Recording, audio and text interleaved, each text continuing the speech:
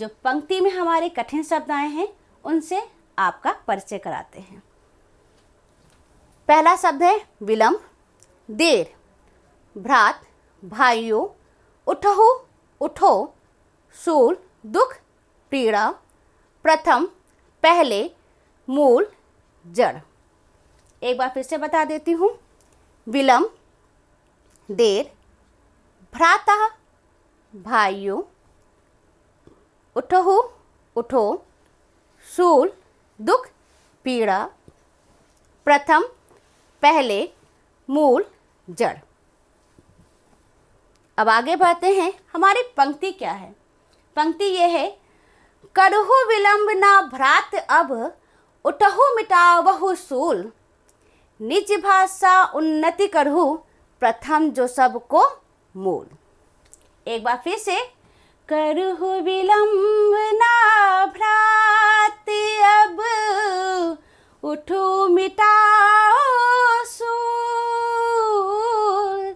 निज भाषा उन्नति करहु, प्रथम जो सभी को मूल रे भैया, प्रथम जो सभी को मूल। एक सारांश में आपको बता देती हूँ कि करहु विलंब ना भ्रात अब। कवि कहते हैं कि अब देरी मत करो मेरे भाई, मेरे भाइयों, अब आप देरी मत कीजिए। उठहु मिटाओ शूल, अगर अब तुम्हें अपने शूल, पीड़ा को, दर्द को मिटाना है तो देर मत करो। निज भाषा उन्नति करहु, प्रथम जो सबको मूल। तो इसलिए जो सबका मूल है, जो सबका सबसे सर्वप्रथम कार्य हमारा है, जो सबका आधार है निज भाषा, उसकी उन्नति करो। सही शब्दों में, मानक शब्दों में इसका भावार्थ हम आपको समझाते हैं, आप लिखने का प्रयास कीजिए। कवि कहते हैं, प्रस्तुत दोहे में अपनी भाषा के प्रति प्रेम की भावना को जगाते हुए कवि कहते हैं कि हे मेरे भाइयों, अब देर मत करो, अपने मन की पीड़ा और दुख को मिटाओ। सबसे पहले अपनी मातृभाषा की उन्नति करो, क्योंकि यही निज भाषा सब चीज़ों की उन्नति का जड़ है।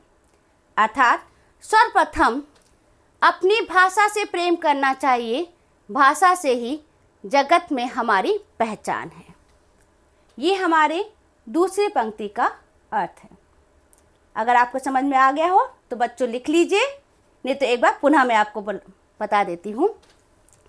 कवि कहते हैं, हे मेरे भाइयों, अब देर मत करो, उठो, अपने मन की पीड़ा और दुख को मिटाओ। सबसे पहले अपनी मातृभाषा की उन्नति करो, क्योंकि यही निज भाषा सब चीज़ों की उन्नति की जड़ है। अर्थात सर्वप्रथम अपनी भाषा से प्रेम करना चाहिए, भाषा से ही जगत में हमारी पहचान है। तो बच्चों, अब हम आगे बढ़ते हैं अपनी अगली पंक्ति की तरफ, अगले दोहे की तरफ। लेकिन उससे पहले कठिन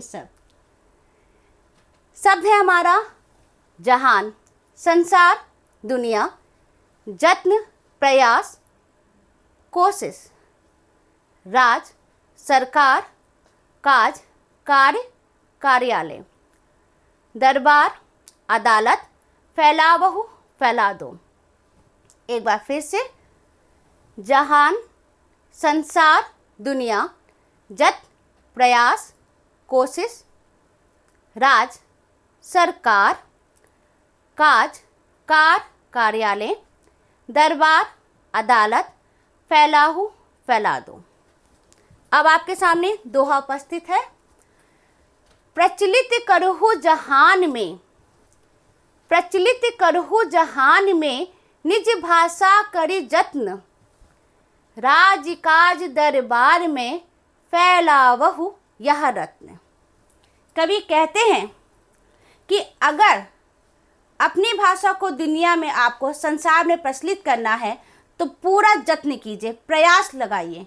और यह वह रत्न है जिसे हमारे सरकारी कार्यालय में, राजकाज में और न्यायालय, अदालत में भी ये फैला हो, वहाँ तक इसी का ही प्रयोग हो। अपनी निज भाषा, मातृभाषा का ही प्रयोग हो। इसे मानक शब्दों में हम आपको समझाते हैं कि कवि कहते हैं कि अपनी मातृभाषा को सभी यत्न अर्थात प्रयास करके, किसी भी यत्न से, यत्न माने यत्न, किसी भी यत्न प्रयास करके आप सारे संसार में इस तरह प्रचलित कर दो, फैला दो, क्योंकि यह एक रत्न के समान है जो सरकारी कार्यालय तथा अदालत आदि तक फैला अर्थात विस्तारित होना चाहिए। बच्चों समझ में आया आपको कि एक बार पुनः समझा दें? चलिए बच्चों आगे बढ़ते हैं। आगे हमारे है शब्द है अर्थ काठिन्य निवारण, सुत पुत्र, तिये पत्नी, मीत मित्र, भृत्यन सेवक, मधि बीच में बहु अनेक। एक बार फिर से शब्दों से आपका परिचय करा देती हूँ, शब्द और अर्थ से। सुत पुत्र, तिये पत्नी, मीत मित्र, भृत्यन सेवक, मधि बीच में बहु अनेक। अब आपके सामने मैं दोहा प्रस्तुत करने जा रही हूँ। अपनी किताबों में भी देखिए, किताब में आपके हैं दोहा। सुत सो, तिये सो, मीत सो। ध्यान दीजिएगा। सुत सो, तिये सो, मीत सो, भृत्यन सो दिन रात। जो भाषा मधि कीजिए, निज मन की बहु बात। अब यहाँ पे ध्यान दीजिए। सुत माने क्या बताया था? पुत्र। तिये माने पत्नी, मीत माने मित्र, भृत्यन माने सेवक। तो कवि कह रहे हैं सुत हो, पुत्र हो, तिये सो, पत्नी हो, मीत सो, मित्र हो, भृत्यन सो, सेवक हो। कवि कहते हैं या पुत्र हो, पत्नी हो, मित्र हो या सेवक हो, जो हमारे साथ दिन रात रहता है। जो भाषा मधि कीजिए, निज मन की बहु बात। तो उनसे हम जो बात करते हैं तो कैसे करते हैं? अपनी भाषा में ही उनसे बात करनी चाहिए। क्यों करनी चाहिए? क्योंकि हम अपनी मातृभाषा में बात करेंगे तो हमारे जो भाव हैं, जो विचार हैं, वो उन तक साक्षात पहुँचेंगे।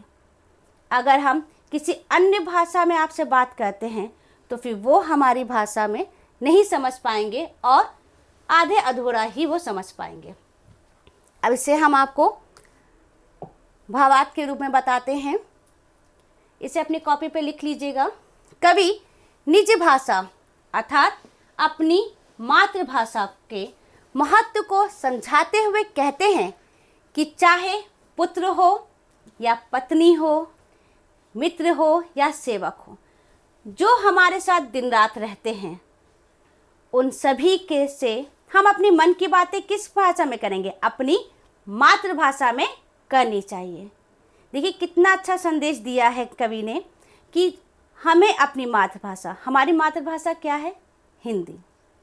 अगर हम अपनी मातृभाषा में आपसे बात करेंगे तो आप हमारी भाषा को, हमारे विचार को समझेंगे। जैसे अभी हम आपसे हिंदी में बात कर रहे हैं, अगर इसके बजाय हम आपसे संस्कृत में या अंग्रेजी में आपसे बात करते तो आप समझ पाते?